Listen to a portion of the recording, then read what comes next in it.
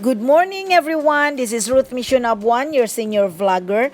I tackle all possible issues of today and even that of yesterday and tomorrow as long as it is worth knowing and sharing. If you did not subscribe to this channel yet, please do subscribe now and click the bell button to keep updated of new videos in case I cannot send the link promptly. Like and you may leave a comment or message as I gladly acknowledge and welcome all sorts of interest. Vaccines save millions of lives each year. Vaccines are preparing and helping body's natural defenses of our immune system. The vaccine and our immune system are helping each other to recognize and fight off the viruses and bacteria they target. If the body is exposed to those disease-causing germs and one is vaccinated, the body is immediately ready to destroy them, preventing occurrence of the illness or disease. To date, according to World Health Organization, there are more than 60 COVID-19 vaccine candidates in clinical development and over 170 in preclinical development. The World Health Organization is working in collaboration with scientists, pharmaceutical biological businesses, and other global health organizations through the ACT or Accelerator to speed up the pandemic response. It became apparent that to end this global crisis, we don't just need COVID-19 vaccines. We also need to ensure that everyone in the world has access to them. COVAX is one of the pillars of the access to COVID-19 pandemic response.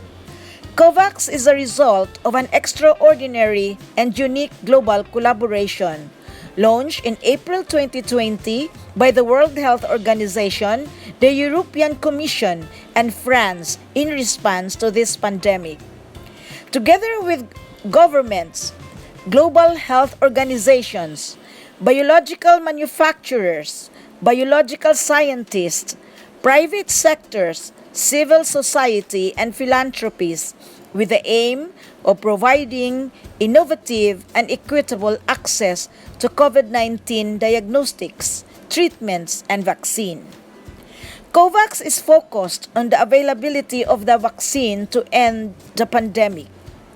COVAX is the only truly global solution to this pandemic because, aside from focusing on the availability of the vaccine, it also would ensure that people in all corners of the world will get access to COVID-19 vaccines regardless of wealth, through humanitarian effort after exhausting the resources of one country to avail of the vaccine.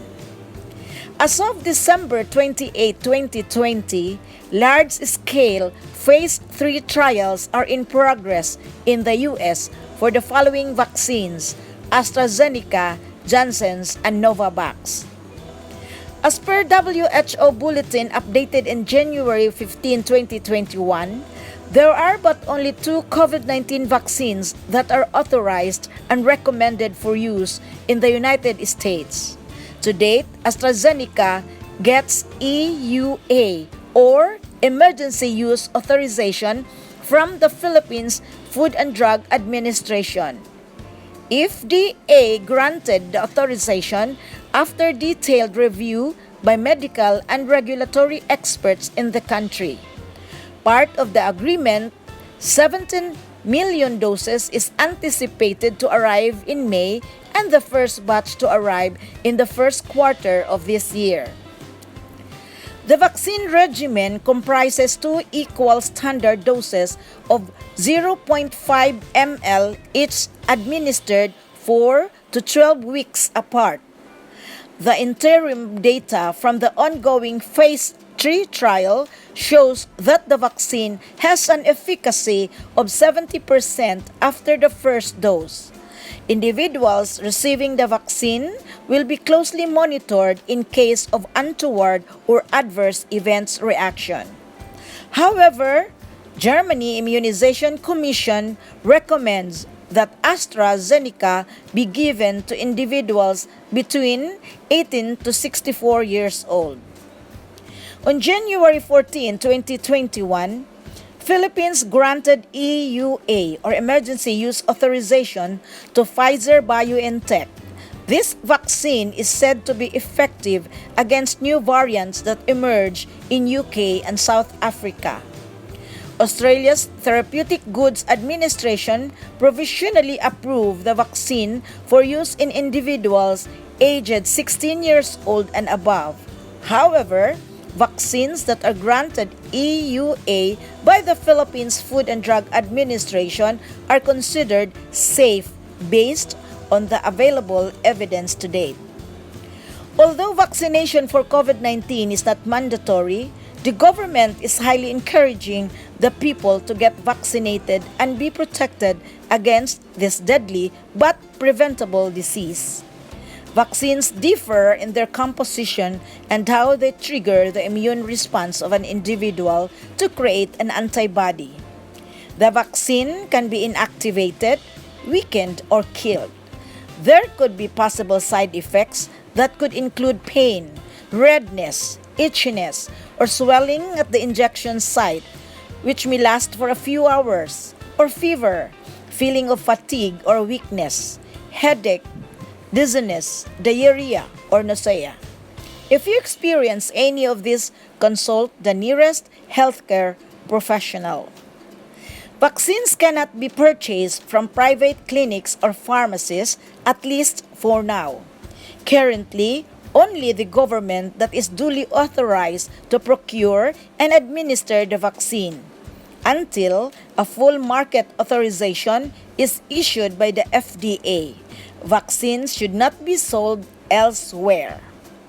The cost of the vaccine for priority groups will be shouldered by the Philippine government. The government is continuously negotiating to ensure adequate vaccine supply for all Filipinos, including those that are not in the priority list.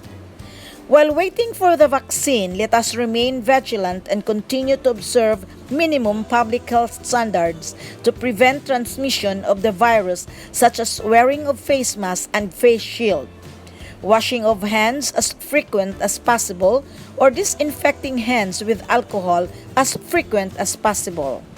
Maintain proper oral and body hygiene. Maintain cleanliness in your homes. Even after the vaccine, we should continue the practice of vigilance against transmission of any kind of disease. Let me end this vlog with a prayer that the government of the whole world, with its effort to eliminate the ongoing pandemic, will be able to get the right supply so that every Filipino or every individual will be safe from the virus anywhere they may be. Let God work on all this, as He is the greatest healer of all times, today and tomorrow. This had been Ruth Mission Abuan, your senior vlogger. Stay blessed, everyone, and see you in my next video.